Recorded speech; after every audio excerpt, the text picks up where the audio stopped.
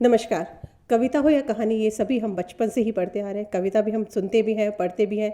कई लोग कविताएं लिखते भी हैं और सुनते भी हैं। इसी तरह से कहानियाँ भी कई लोग लिखते हैं। लेकिन क्या आप जानते हैं कि 10 शब्दों में भी कहानी कही जा सकती है? जी हाँ, ऐसी ही कहानी लिखी है आज की हमारी मेहमान ने, जो लेखिका है। कई कविता और कई कहानियाँ इनकी प्रकाशित हो चुकी, बड़ी संख्या में कई कविता और कहानियाँ इनकी प्रकाशित हो चुकी हैं और ढेर सारे जो अवार्ड्स हैं वो भी इन्होंने इन्हीं अपने साहित्य की, अपनी लेखनी के दम पर जीते हैं। खास मुलाकात करेंगे हमारी आज की मेहमान तारावती सैनी नीरज के साथ। मैम, बहुत बहुत स्वागत है आपका पत्रिका टीवी पर।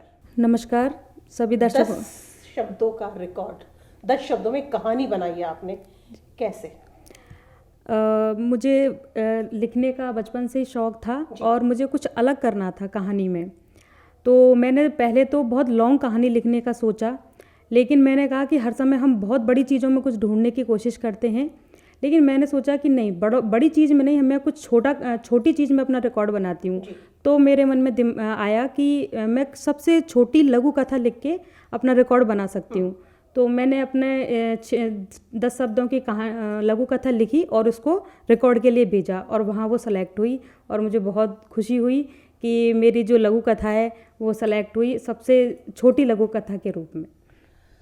वो 10 शब्द हमारे दर्शकों को भी अगर आप सुनाए तो। जी बिल्कुल, मैं अपने जो 10 शब्द मैंने अपने रिकॉर्ड के लिए वहाँ भेजे थे, मैं बिल्कुल आपके सामने प्रस्तुत करती हूँ। राजकुमार राजगद्दी पर नहीं बैठा, लेकिन अपने महान कर्मों से हमेशा राजा बना रहा। कहीं ना कहीं रामायण से प्रेरित है ये? जी बिल्कुल, ये रामायण से प्रेरित है, क्योंकि राजा बनने के लिए बहुत ज़्यादा राजमहल सिंहासन पर बैठने की आवश्यकता नहीं है। यदि हमारे कर्म बहुत अच्छे हैं तो हम बिना सिंहासन के भी राजा का जीवन जी सकते हैं, जैसे कि हमारे रामायण में भरत ने किया था। तो यहीं से मैंने ये अंश लिया और इसी से प्रेरित होकर मैंने ये लघु कथा लिखी जिसमें मैंने रिकॉर्ड बनाया है। तो ये जो रिकॉर्ड आपने बनाया था, ये कौन सी ऑर्गेनाइजेशन है, उसके बारे में किस तरह से आपको पता चला कि इस तरह का कोई कॉन्टेस्ट हो रहा है, क्या है उसके बारे में थोड़ा सा बताइए। ये मुझे अंतर्राष्ट्रीय संगठन है वर्ल्ड ग्रेटेस्ट रिकॉर्ड, वहाँ इसको मैंने ये रिकॉर्ड बना है मेरा। और इसका मुझे पता ऐसे ही एक न्यूज़पेपर में मैं पढ़ रही थी, उसकी वजह से मुझे पता चला। तो मैंने सोचा कि मैं भी करके देखती हूँ, हो सकता है कि कहीं सफल हो जाऊँ। तो फिर मैंने इसको लिखा और वहाँ भेजा और वो सेलेक्ट हो गई। आप लेखिका हैं, कविता भी लिखती हैं, आप कहानी भी लिखते हैं, दोनों चीज़ें आप लिखती हैं। शुरुआत जो हुई आपकी, मैं उसी के बारे में जानना चाहूँगी। कब से और किस तरह से आपका लेखन की जो शुरुआत है वो कैसे हुई थी? जी मैम, मैं बचपन से ही लेखन का शौक़ मुझे बचपन से ही रहा है, क्योंकि जो मेरे पापा हैं श्री देवी सिंह सैनी जी, तो मेरे पापा जो हैं टीचर हैं, तो हमारे घर में पत्र पत्रिकाएं और राजस्थान पत्रिका ये सब हमारे घर में रहते थे, पत्र पत्रिकाएं अखबार वगैरह। तो वहाँ से मुझे छोटी छोटी कहानियाँ पढ़ना लिखना मेरी वहाँ से शुरुआत हुई। और फिर जब मैंने उस लेखन का जब मुझे शौक़ और मैं बड़ी हुई, तो मुझे और भी लगा कि मैं समाज की जो स्थिति थी उसको अलग नज़रिए से देखती थी। कि जैसे समाज में कुछ हुआ है, समाज में देख तो उसको सारे लोग रहे थे, बट लेखन शायद मेरे अंदर था। तो मैंने फिर वहाँ से एक छोटी सी कविता लिखी सबसे पहली, जहाँ हमारे घर के सामने एक ऐसे आसपास एक महिला थी जो अपने बच्चों को छोड़ करके खेतों पे काम करने चली जाती थी। तो मुझे वहाँ से एक मन में जो मेरा एक लेखन जो था वो वहाँ से शुरू हुआ। तो मैंने वहाँ एक अपनी ब्रज भाषा में एक छोटी सी कविता लिखी थी। तो फिर वो एक नए आयाम पे चलता चला गया, क्योंकि मैं अपने लेखन के दृष्टिकोण से समाज को देखने लगी। आपको याद है वो आपकी कविता जो आपने पहले लिखी थी? नहीं, मैंने वो ब्रज भाषा में लिखी थी मैम। तो ऐसे ही था कि हाय मेरे लाल को मैं घर छोड़ के आई हूँ, और वो मतलब मैंने उसको भाव ये दिए थे कि एक बच्चा है, वो माँ अपने दूध मुहे बच्चे को घर पे छोड़ करके और वो खेतों में काम कर रही, तो उसके अंदर जो प्रतिद्वंद जो चलता है, अंतर्द्वंद जो चल रहा है, कि उसका दिमाग ये भी कि मुझे काम भी करके देना है और वो ये मन में ये भी चल रहा है उसके कि मैं बच्चे का मेरा रो रहा होगा, पता नहीं वो सो गया होगा। तो मैं दोनों चीज़ों को पढ़ रही थी उसमें। तो फिर मैंने पहले बच्चे के लिए लिखा और फिर मैंने माँ के लिए लिखा। तो इस तरीके से कविता थी। मुझे पूर्ण रूप से वो याद नहीं है, बट ये था कि ब्रज भाषा में थी और मुझे यही शब्द उसके याद है कि हाय मेरा लाल रोता होगा और मुझे घर जल्दी जाना है, चलाऊं जल्दी जल्दी मेरी हंसिया और अपना काम पूरा करके मैं घर जल्दी जल्दी जाऊं। कुछ ऐसे करके मैंने लिखा था। अपने लेखन काफ़ी पहले से शुरुआत कर दी थी, लेकिन ये कब एहसास हुआ कि हाँ मुझे लेखिका बनना है या मैं लेखिका बन सकती हूँ? वो चीज़ जो थी, वो फीलिंग कब आपको महसूस हुई? मैं जब बचपन से जो लिख रही थी वो तो मुझे खुद को याद नहीं है, क्योंकि वो सिर्फ एक शब्द से शब्द जोड़ना था। कैसे भी उसको हम मान सकते हैं। पर जब मैं जैसे जैसे फिर बीच में मेरी पढ़ाई पूरी करने का एक उद्देश्य था कि पढ़ाई पूरी करनी है, और फिर शादी हो गई। तो शादी के बाद जो जिम्मेदारियां ईश्वर ने जो स्त्री को दे रखी हैं वो मैंने जो पूरी की। और फिर मैंने एक दिन मेरे हस्बैंड ने मुझे, मैं क्या लिख लिख के छुपा के रख देती थी। मेरे हस्बैंड को मैंने बताया नहीं कि मुझे लेखन का शौक़ है। तो फिर वो क्यों ना, जिस दिन मैंने जहाँ वो छुपाई थी लिख के डायरियाँ, उसी दिन उन्होंने वहीं उनको देख लिया। तो मैंने कहा ये कभी ये जगह पे आते नहीं है, और ये उन्होंने उसी जगह पे आज कैसे इनको देख लिया। मेरे हस्बैंड ने देखा तो उन्होंने कहा कि तुम इतना अच्छा लिखती हो तो इसको छुपा के क्यों रखा है, इसको प्रकाशित करवाते हैं। तो वो इधर उधर बहुत जगह प्रकाशित हुआ। लेकिन जो मुझे सबसे ज़्यादा जो मुझे लगा कि नहीं मुझे लिखना ही है, वो था मेरा राजस्थान पत्रिका। जिस दिन मैंने मेरी कविता कहानी को राजस्थान पत्रिका में देखा तो एक अलग ही एक उत्साह था, क्योंकि जिस अखबार को मैं बचपन से पढ़ती आ रही हूँ और लोगों के हाथों में देखा है मैंने उसको, हमारे दादा बाबा तक जो थे उनके हाथों में हमने देखा है, तो मुझे इतना गर्व महसूस हुआ। और फिर मैंने कभी फिर मुड़ के नहीं देखा, और आज मेरी अभी भी राजस्थान पत्रिका में प्रकाशित हो रही हैं। तो ये मेरे लिए बहुत खुशी का विषय है। और मैं इसी संदर्भ में एक और कहना चाहती हूँ कि मेरी जो सबसे पहली जो राजस्थान पत्रिका में लघु कथा प्रकाशित हुई थी, उस पर मेरी शॉर्ट फिल्म भी बनी है। क्योंकि मुझे वहाँ से कॉल किसी ने, जब जिन्होंने ये फिल्म बनाई है उन्होंने मुझे मेल डाला कि आपके आज हम राजस्थान पत्रिका में कहानी पढ़ी थी, हमें बहुत अच्छी लगी।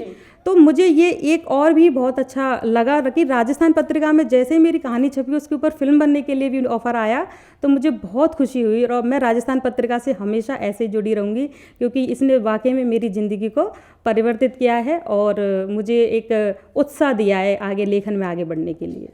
आपकी कहानी भी प्रकाशित हुई है, आपकी कविताएं भी आपने की प्रकाशित हुई। नूरी के बारे में मैं जानना चाहूँगी, नूरी के किस तरह से इसका नूरी पूरा कहानी संग्रह आया है, वो आज का नहीं है, वो मेरे अंदर बचपन से ही था, मेरे माइंड में चल रहा था। लेकिन मुझे अभी बचपन में हम इतना नहीं समझ पाते कि ये कहाँ प्रकाशित होगी, कैसे क्या करना है। लेखन के बारे में मतलब उतना नहीं पता था। लेकिन ये जो मेरी जितनी भी जो मैंने मेरी कहानी संग्रह में जो कहानियाँ लिखी हैं, वो सब एक समाज का मतलब असली अंश लिया है मैंने। ये दर्पण है, मेरा जो बुक है वो दर्पण है समाज का। कि मेरे जो नूरी का फिर मुझे विचार आया कि हमारे घर के कुछ दूरी पर एक महिला थी जिनके साथ ऐसा सचमुच में हुआ था। तो लेकिन देखा तो सबने था, पर वो मेरे मन में वो चलती रही। लेकिन जब मुझे मौका मिला, मुझे जब समय मिला, तो फिर मैंने इस कहानी को गढ़ा और इसके साथ साथ मेरा नूरी संग्रह भी पूरा ही बना और इस प्रकार मैंने इसको लिखा था। किस तरह के मुद्दों पर आप आमतौर पे लेखन जो है वो करना पसंद करती हैं? जैसा कि मेरी नूरी, जो आप नाम से ही समझ में आ रही हैं चीज़ें, कि मैं शुरू से मैंने महिला लेखन पर ज़्यादा जोर दिया है। क्योंकि हमारे जो समाज में जो महिलाएं हैं वो कई बार अपने आप को ऐसे समझती हैं कि हाँ नहीं, हम कुछ नहीं कर पाएंगे, हम कुछ नहीं कर सकते हैं।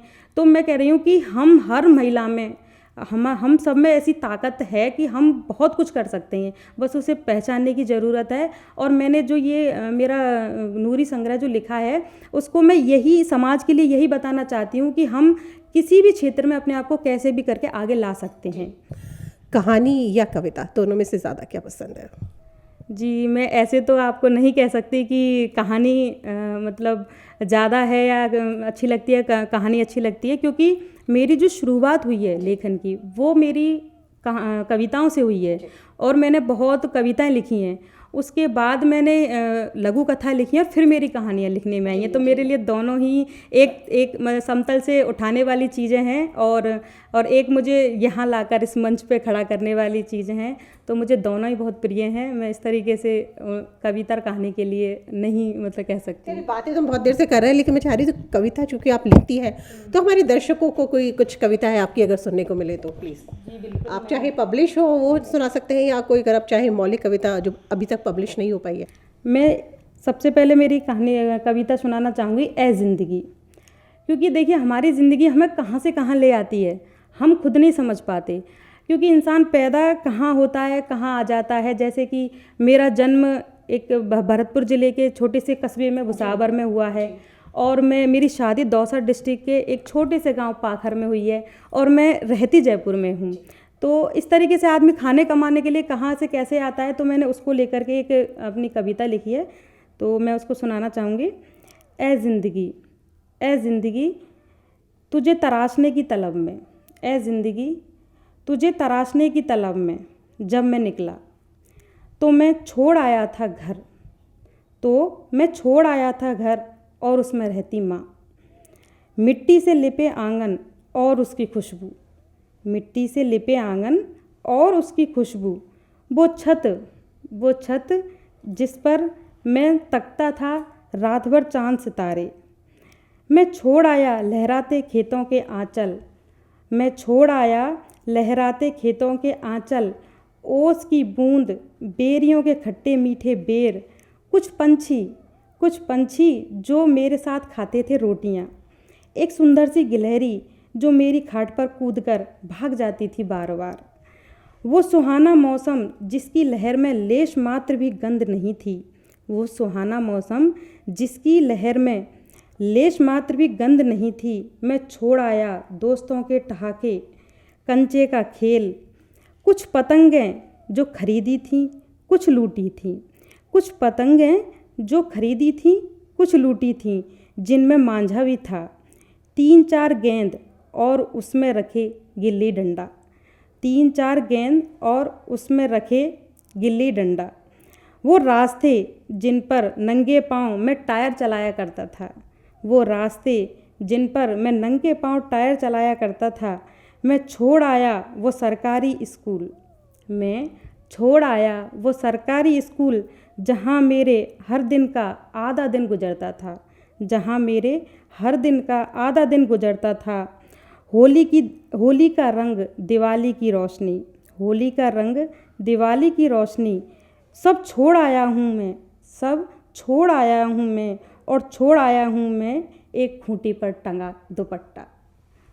नूरी के बाद आपके जो और भी कई कविता संग्रह प्रकाशित हुए उनके बारे में हमारे दर्शकों को थोड़ा सा बताइए। जी, मेरे नूरी के बाद कविता संग्रह जो आया है वो मेरा जो नूरी कहानी संग्रह लाई थी मैं, वो इसलिए था कि मुझे पहले मैं जिस जगह से निकली थी मुझे वो कहानियाँ लिखनी थी। उसके बाद मेरा मन हुआ कि अब मैं कविता संग्रह जो है लाऊं, तो फिर मेरा वो आया और फिर मैंने उसको बहुत जगह उससे मुझे इतनी ऊर्जा मिली, उसको लोगों ने पढ़ा समझा, तो मुझे लगा कि मैं कहीं ना कहीं बहुत अच्छी एक ऊर्जा फैला रही हूँ हमारे समाज में। बहुत औरतों ने मुझे ये बोला कि अब उन्होंने दोबारा से पढ़ाई शुरू कर दी, जिन औरतों ने पढ़ाई छोड़ दी थी, जो घर के काम काजों में लग गई थी, लेकिन जैसे मेरी अखबारों में आती हैं, न्यूज़ जैसे भी आती हैं, तो औरतों को एक उत्साह मिला कि जब हम ये भी कर सकते हैं तो हम भी कुछ ना कुछ कर ही सकते हैं।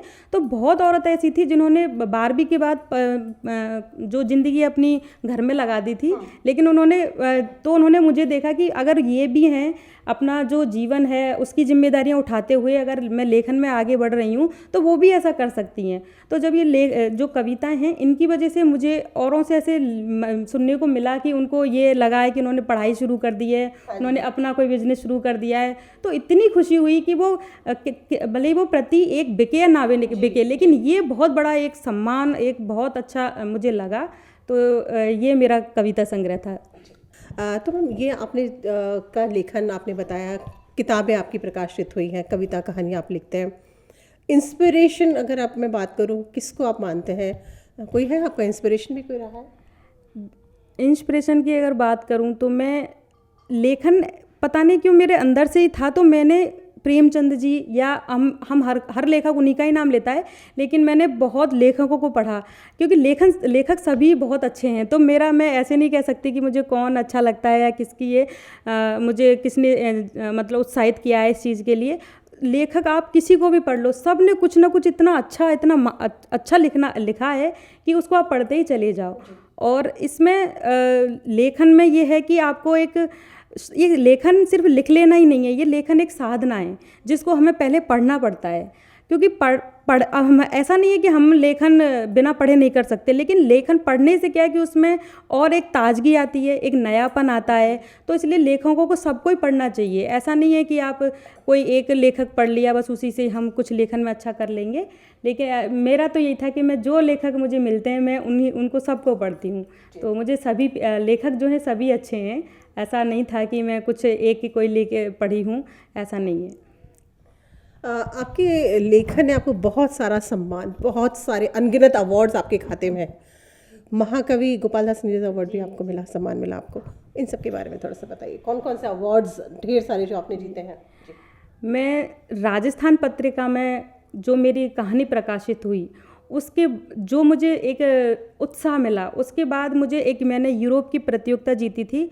और एक सबसे पहले जो मैंने जीती थी ये थी भोपाल की, जो ऑल इंडिया लेवल पे हुई थी।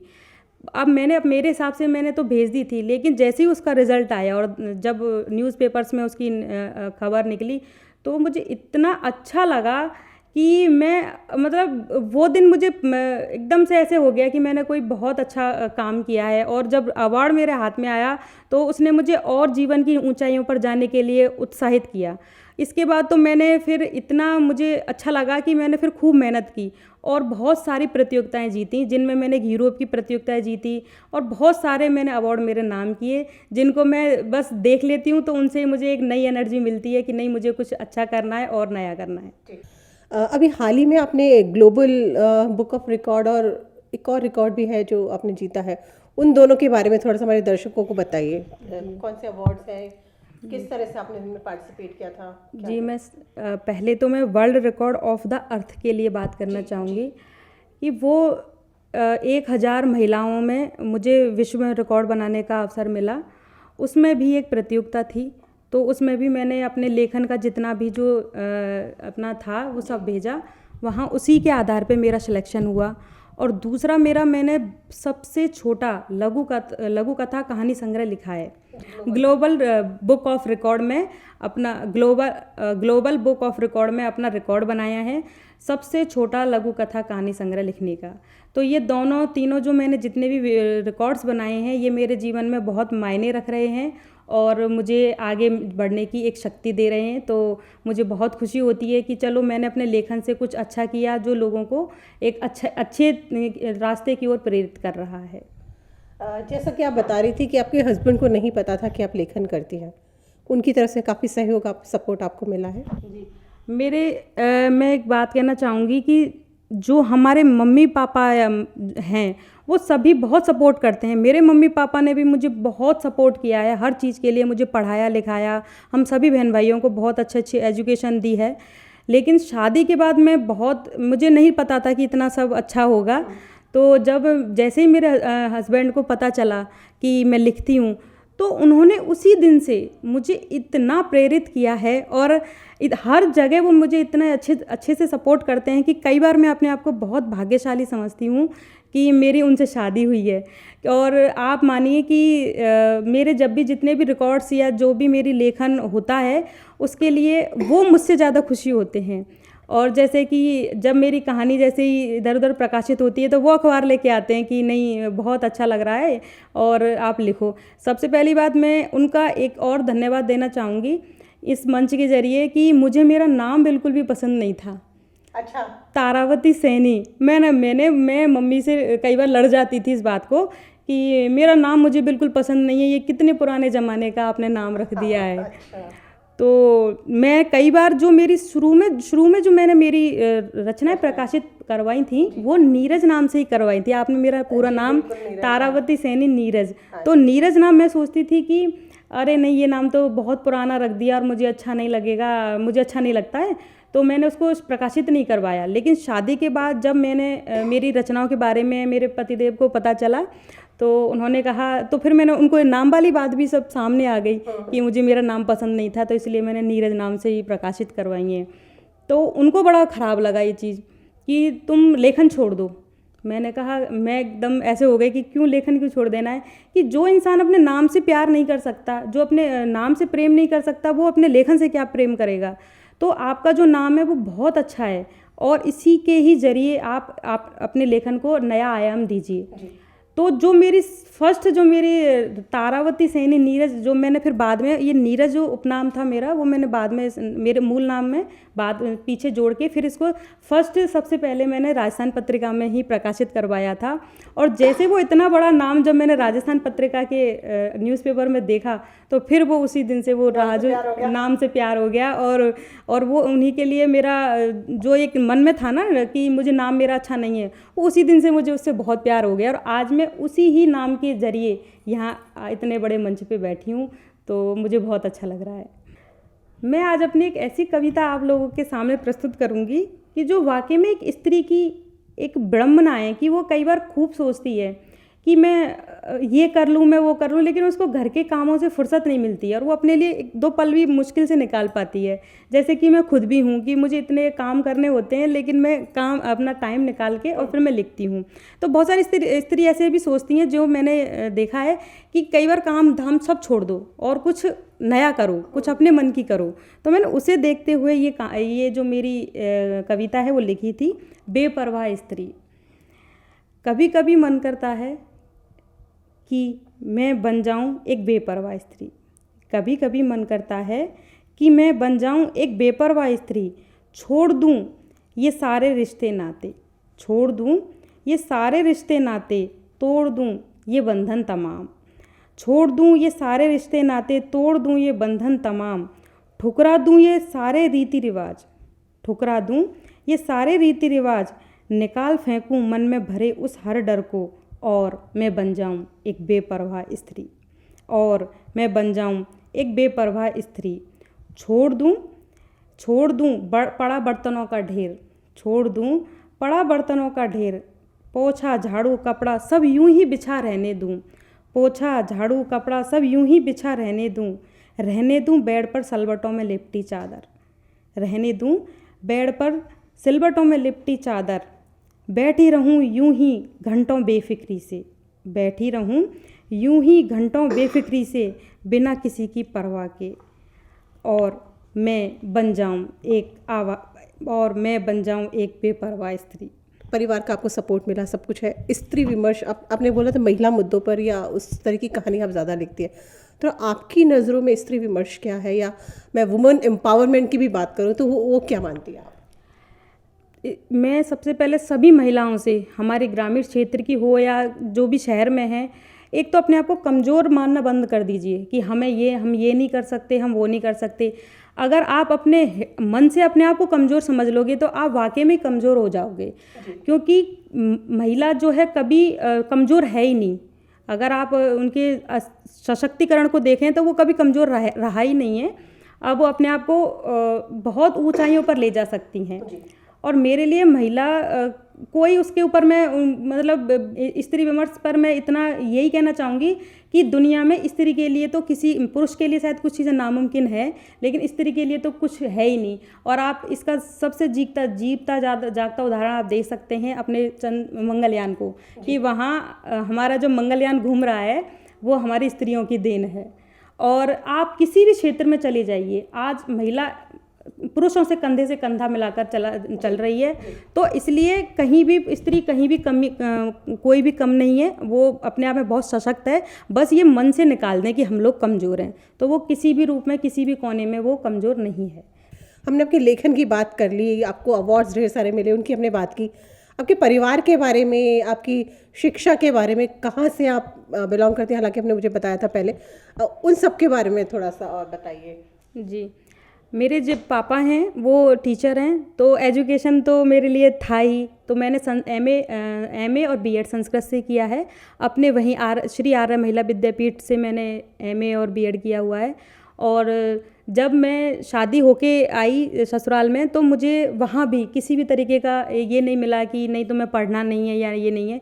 तो क्योंकि मेरे हस्बैंड बहुत ज़्यादा सपोर्ट करते थे, तो मैंने एजुकेशन जो है जयपुर में आके भी मैं पीएचडी के लिए मेरे पतिदेव कई बार कहते रहते हैं कि नहीं पीएचडी कर लो, लेकिन वो बीच में जैसे बच्चे उनको भी पालन पोषण देखना है। मेरे हस्बैंड है वो हमेशा कहते रहते हैं कि पीएचडी और कर लो। तो मुझे एजुकेशन के लिए ज़्यादा हाथापाई नहीं करनी पड़ी कि नहीं मुझे पढ़ना है। मुझे सब लोगों ने सपोर्ट किया, मेरे परिवार से, ससुराल से लेके सब ने। और मेरे पति तो करते ही हैं और आज भी बहुत ज़्यादा हर चीज़ के लिए सपोर्ट करते हैं। और जैसे पर ये बात है कि जैसे मेरे पापा हैं, वो आज भी मैं उनको फ़ोन करूँगी तो वो बोलेंगे बेटा एक बार बीएड का भी अपना रीट का भी पेपर आप एक बार रीट का फॉर्म और भर दो, क्योंकि वो चाहते हैं कि मैं सरकारी नौकरी करूं। लेकिन वो मैंने शायद उनका ये नहीं, मेरे को लेखन में ही ज़्यादा जो था रुचि थी, तो इसलिए मैं सरकारी नौकरी में भी ना जाके मैं लेखन में आई हूँ। सारी चीज़ें आप करती हैं, लिखती हैं, सब कुछ कर रहे हैं आप। आपके 2 छोटे बच्चे हैं, समय कैसे निकाल पाती है सारी चीज़ें? घर भी संभालना है, लेखन भी है, बच्चों को भी संभालना है। जी, मैंने वही पहले भी बोला कि सबके पास 24 घंटे हैं, और हमें अपनी ऊंचाइयों को अगर आयाम देना है और ऊंचा जाना है तो हमें समय तो निकालना ही पड़ेगा। क्योंकि आप किसी भी देश के राष्ट्रपति या प्रधानमंत्री को देख लीजिए, उनके पास भी 24 घंटे हैं। और एक महिला जो हम नॉर्मल जो किसान हैं, उनके पास भी वही घंटे हैं। मैं चाहूँगी हम चलते चलते हमारे दर्शकों को अपनी तरफ से जो भी संदेश आप देना चाहें वो ज़रूर प्लीज़। मैं अपने दर्शकों को एक ही यूँ तो मैं अभी बहुत मेरी उम्र कम है, लेकिन मैं फिर भी एक बात कहना चाहूँगी। अपने जो युवा जो जितने भी क्षेत्र में जो कलाकार हैं या जो भी अपने नए क्षेत्रों में अपना नया नाम स्थापित कर रहे हैं, सबसे पहली मेरी बात है कि शॉर्टकट किसी भी सफलता का राज नहीं है। आप शॉर्टकट से थोड़े दिन सफल हो सकते हो, लेकिन उसका जो असली आप जिस ऊंचाइयों पे पहुंचेंगे वो अपनी मेहनत से ही है। क्योंकि मैं आज देख रही हूँ युवा बहुत जल्दी सफल होना चाहते हैं, तो शॉर्टकट ना अपनाएं और जितना हो सके अपने मेहनत पर फोकस करें। और हमें लगता है कि हमारे पास समय कम है, समय किसी के पास कम नहीं है। समय सबके लिए 24 घंटे ही बने हैं। तो अपना जैसे भी आप अपना जो भी है अपना सेटलमेंट करिए अपने निजी काम से, और अपने कार्यों को उस समय निकाल कर दीजिए और मेहनत करिए। मैं इससे आगे यही कहूँगी, क्योंकि मेहनत ही आपको एक पक्की जो नींव होती है, उसको जो ऊंचाइयों पे आप जाओगे तो उसकी पक्की नींव जो वो ही खड़ी करेगी आपकी मेहनत, शॉर्टकट नहीं करेगी। तो आप शॉर्टकट ना अपनाएं और अपनी मेहनत पर फोकस करें। बहुत बहुत धन्यवाद पत्रिका टीवी, मुझे इतना अच्छा मंच मेरे लिए मुझे इतने अच्छे मंच पर आमंत्रित करने के लिए बहुत बहुत धन्यवाद। Thank you so much ma'am. तो ये थी हमारे साथ तारावती सैनी जी, जिनका कहना है कि समय का सदुपयोग करें। 24 घंटे हमें मिलते हैं, उसमें से अपने काम के लिए जो भी आप करना चाहते हैं उसके लिए समय निकालें, मेहनत करें। सफलता का कोई शॉर्टकट नहीं होता, मेहनत करेंगे तो सफलता ज़रूर मिलेगी। पत्रिका टीवी में फ़िलहाल इतना ही, फिर मिलेंगे किसी नए मेहमान के साथ। तब तक के लिए दीजिए इजाज़त। नमस्कार।